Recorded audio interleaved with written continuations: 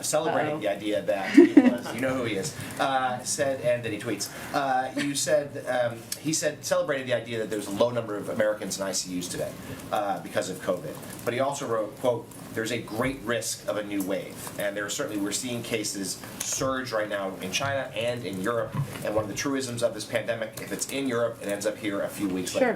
What precautions and preparations is the administration taking federally and encouraging states to take ahead of a possible new COVID wave? So what we have seen, and I think you're talking about the BA2 variant, and we are closely watching and monitoring the situation both in Europe and in China.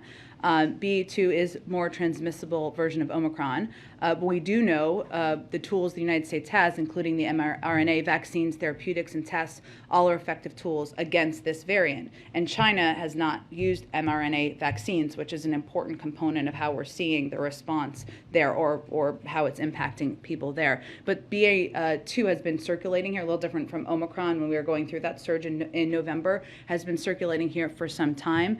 We currently, it may be higher than this, but as of earlier this week, there were about 35,000 cases in this country, and we expect some fluctuation, especially at this relatively low level. But this is an example of where the president's preparedness plan that we rolled out just a couple of weeks ago, which lays out what the tools are that we need to move forward safely, is important. And what we've been conveying to governors, to go to your question, or leaders around the country, and certainly members of Congress, is that just because COVID isn't disrupting some of our lives in certain communities as much as it was a few weeks ago, it doesn't mean it's gone. It's not gone. And I think this variant is an example of that.